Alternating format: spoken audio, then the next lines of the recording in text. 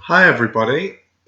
So I wanted to do a video today about the meaning and terminology of traditional witchcraft, and I think there's been a lot of misconceptions in regards to the actual practice of traditional witchcraft.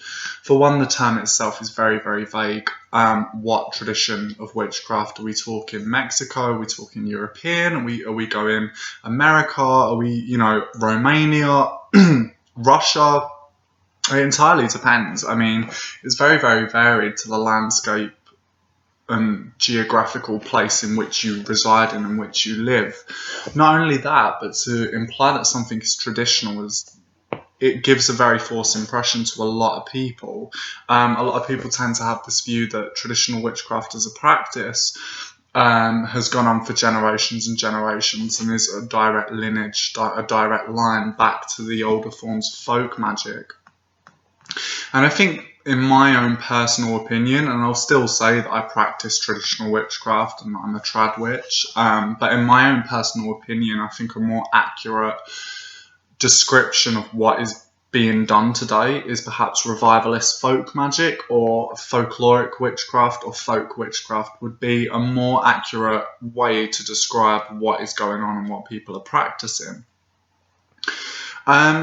There are a lot of misconceptions about traditional witchcraft as well. A lot of people just tend to go back to the 13th century, this medieval image of the witch cooking up potions and spells over a cauldron, and it's not necessarily the case. In fact, a lot of modern practitioners of traditional witchcraft don't just go to the 13th century for information. It's a lot more varied than that in terms of the actual centuries, in terms of the actual time scales in which people take folk magic influences from. So a lot of people do tend to work with Victorian folk magic as well, so magics that's like early 1900s, 1920s, that's not Victorian, but you get what I mean, 18th century. They tend to go in that era, 17th century, 16th century. A lot of people will turn around and say that there isn't very much folk magic. There's a few scraps of folk magic that only resides, not if you put all the centuries together. There's actually quite a lot of folk magic, particularly in Britain. A lot of modern practitioners will take from cunning folk workings. In fact, I know a practitioner of modern traditional witchcraft that will call himself only a cunning man and won't go by the term witch. It's very varied. The way in which I practice something will differ from the way in which somebody else will practice. You have to remember here as well, when it comes to folk magic, a lot of the spells and rituals that we have now, a lot of people in modern traditional witchcraft will take from older sources. So it's not a direct line, and the spells and charms in which they work will and may be different from 16th century. Some of them may be completely identical, but 9 times out of 10, the rituals that they work around that and the structure they have around that will differ. A lot of terminologies tend to get really muddled up, and I feel that people, in terms of the definition of modern traditional witchcraft, very, very confused at the moment. Modern traditional witches will, well, a good modern traditional witch will tell you that there is no direct link from them back to the 13th century, that they don't have an ongoing tradition that is has been a family tradition that has gone on for generations and generations in European folk magic. That doesn't really happen. It's not really a thing, unfortunately. The likelihood of that happening in European witchcraft, in particularly British witchcraft, the chances are very, very slim. You may have an ancestor that was a cunning folk, or you had a granddad that knew how to charm warts. For instance, my nan had a spell to get rid of warts, and we have a family charm to get rid of the warts, which is a folk magic remnant from Britain, which is pretty cool. A lot of modern traditional witchcraft will have a basic structure and it will have the idea and belief in animism, and the belief of everything having a spirit, everything having an essence, everything having an energy to it.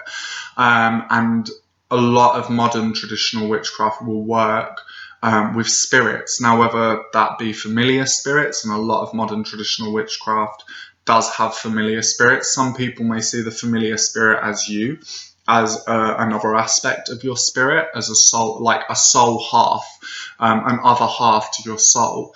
And some people may see the familiar spirit, such as myself, as a separate entity that works for the witch. And some people may see it as both. There's the structure of a lot of traditional witchcraft rituals will incorporate the use of the compass round. And there's been a lot of people that said, well, the compass is just an adaptation of the Wiccan circle. Actually, the compass round goes back to 1500s, the trial of Andrew Mann, and he spoke about laying a compass round and placing it on the compasses, placing a light on the compass's edge to call the devil, or Old Horny, as it was known as. And it also goes back, still 1500s. I'm sorry I don't have the dates here, and I'll write them down underneath the comments. But it also goes back to a poem in the 1500s about the fae folk, about the wee ones, the fairy folk, the little people, as they like to be known as, and spoke about working a compass round.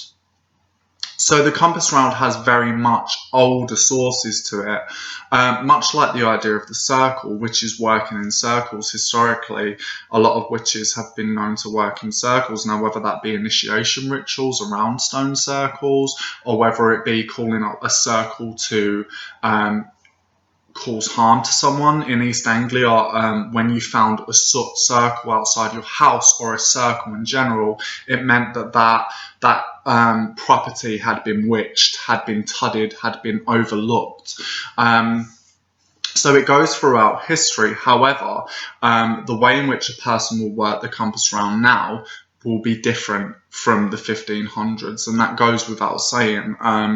It will be changed. Even in a lot of traditions that go on and on and on, the rituals, some of the rituals will have been slightly changed. And the compass round is very, very different from the circle, and I've spoke about this before. It's the idea that the land is sacred enough and doesn't need to be made sacred, and that the witch journeys to the other realm. And historically, that was the purpose of the compass round. Again, the ritual of the compass round will be worked different 9 times out of 10 from the 1500s. But a lot of traditional witches will have the belief in an other world, a spirit world. In particular, a lot of people will know this as Alfame, or Alfheim, or Unknown as well. And it's the idea of the fairy realm, the idea of that other world in which people connect to. And a lot of people have the belief of the ancestors, when people die, they merge with the land and become part of the fae. Not all traditional witches do, but a lot of people, a lot of the majority of modern practitioners do. Which in old folklore is very, very, is quite close to old folklore. We had the belief of the Piskies being the spirits of unbaptized children. And the idea of a lot of fae folk being lost souls of people that have died. And so there is this connection here, but it's not a direct lineage. It's not a direct link. Again, as I said, I feel a much better, accurate description should be folkloric witchcraft, or revivalist folk witchcraft. I feel that that's a good thing to go by. A lot of traditional witchcraft will work with folk ways, will work with the ways of folk magic from the old. And there's also a lot of modern charms, modern folk magic charms that people work with, and that I work with in our practice, and take elements, older elements from the past. But it is nowhere near a direct lineage. You may feel that you have a spiritual lineage. You may feel that you have that red thread which is known as that, it's that link, it's that lineage to the ancestors. Now, it can be ancestors that practice folk magic or older ancestors.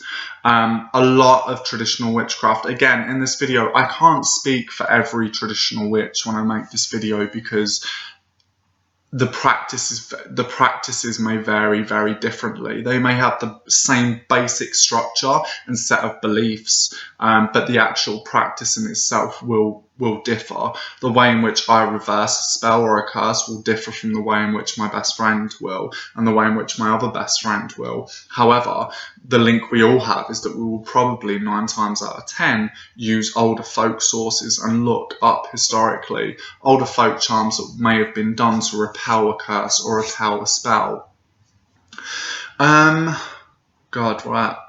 I was on a bit of a link there, a line. So yeah, the old folk magic is still practiced, but it will be in a different way.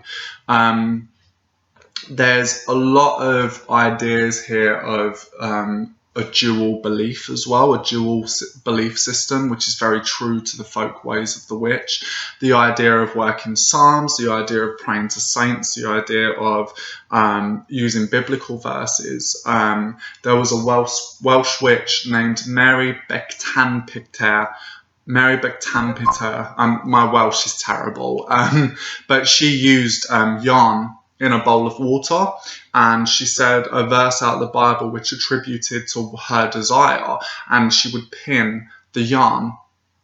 And there are a lot of old folk charms that incorporate Christian elements, and that's inevitable. Christianity has been in Britain for a long time, and in Europe in general for a very long time.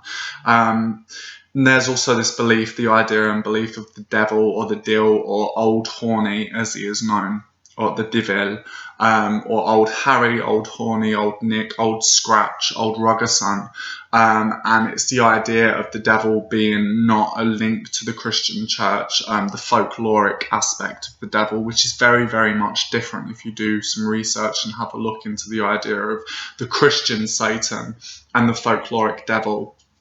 And the folkloric devil has a lot of attributes to older belief systems, older pagan belief systems.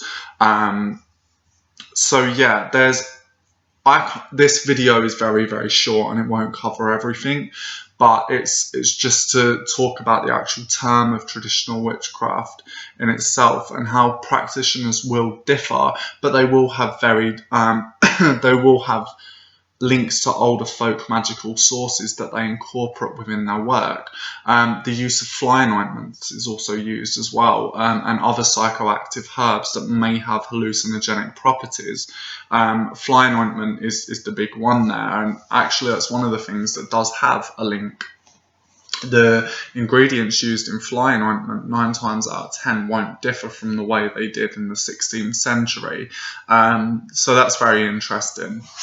So there are a lot of traditions that are carried on, but they may be done in a different format. Flying ointment, for instance, a lot of people tend to not use fat, especially baby fat, and I hope not, but pig fat, a lot of people tend to not use that because I've done it and it stinks.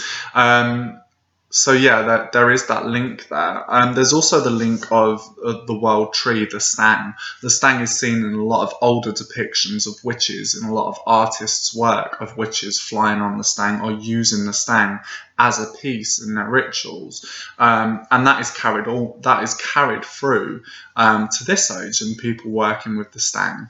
Again, it will be much different, but a lot of people incorporate the idea of the axis mundi, the world tree that links heaven, the underworld, and the mundane world, and the idea that you can call up spirits through this, acting almost as like a totem pole, and it being a representation of the witch god in your rites. And again, if you look at older accounts, witch trials, not just that, folk art and stuff like that, and folk tales, the idea of the devil or Old Horny presiding over the ritual very much plays a part in that.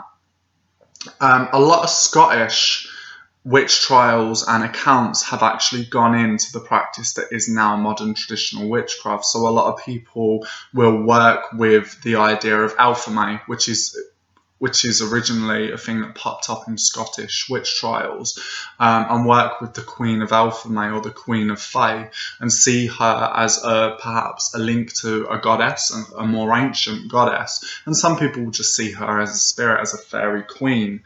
There's a lot of ideas of the Fae folk being remnants of the old pagan gods of the British Isles.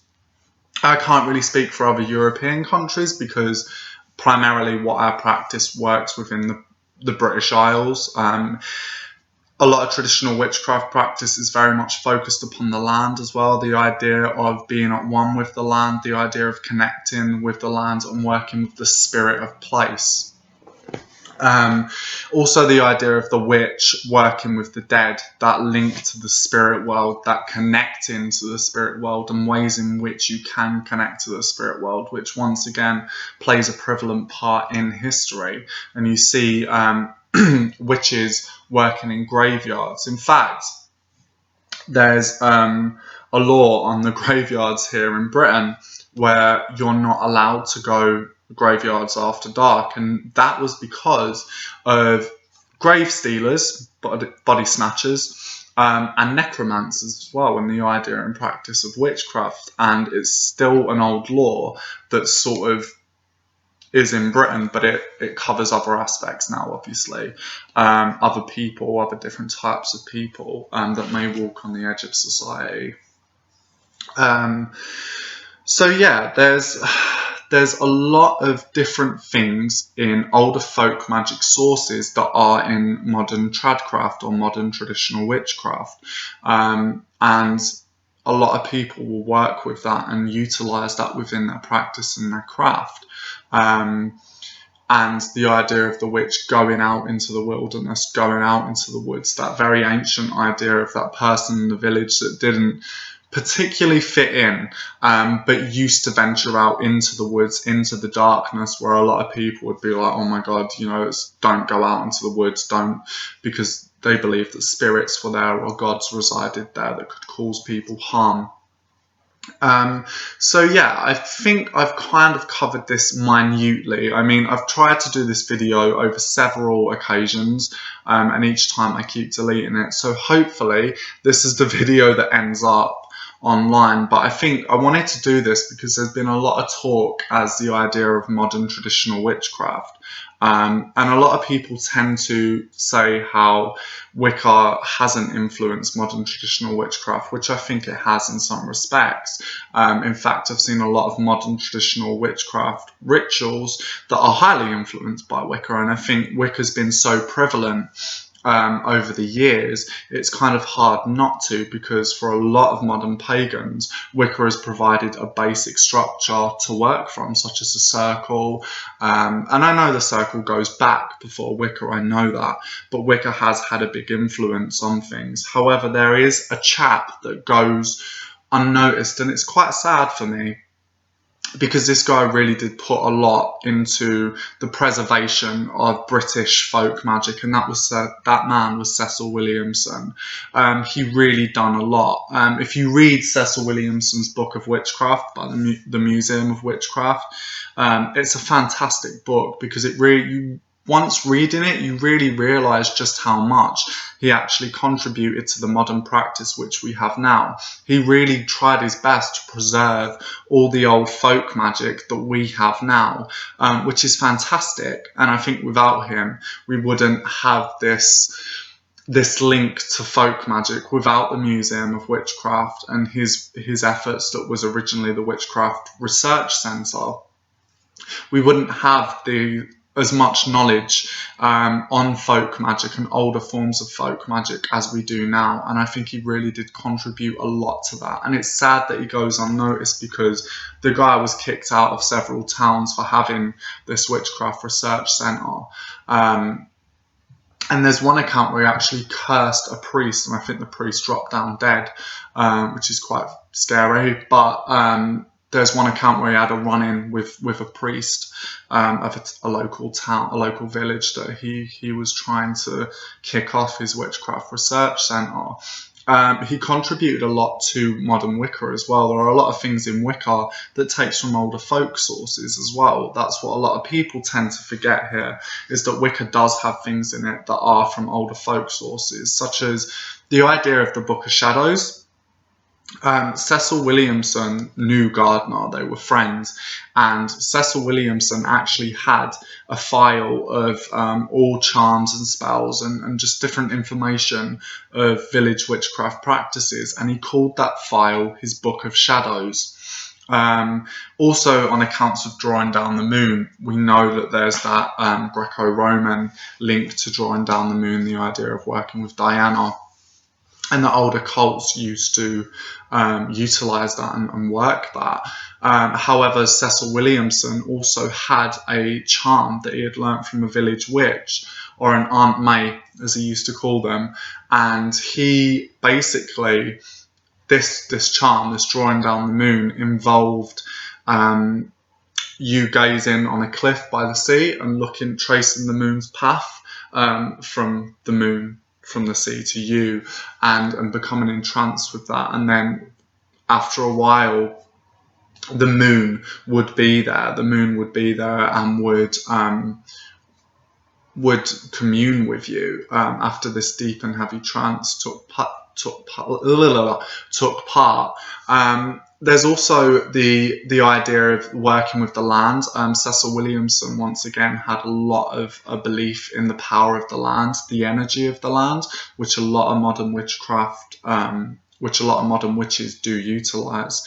And that was a thing done by older witches. So, yeah, there's a big, I mean, this video is minute, it really is, but it's hopefully I've described the modern term of traditional witchcraft, and there will be a lot of things that modern traditional witches will not do, but the belief systems tend to stay the same almost. And a lot of modern traditional witches, when they do initiation rituals, normally mean business, and they will normally go by the older traditional ways of initiation, such as the Orkney Witch's Charm, laying in between the ebb and flow of the sea, between land, sea and sky, with 7 or 9, I think it's 7 stones. 7 tends to be a thing in the Fae.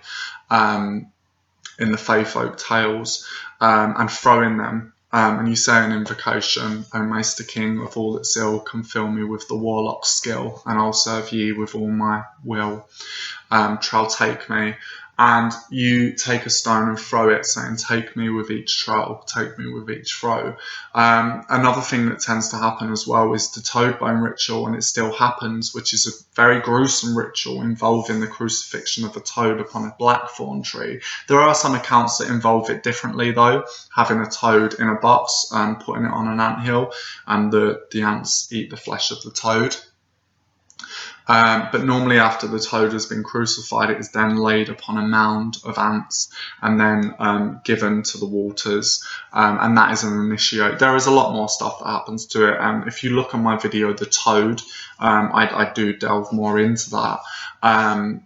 But yeah, like there are a lot more older folk initiation rituals, such as the Lord's Prayer backwards. The use of that still happens within modern traditional witchcraft initiations, and people still utilise that.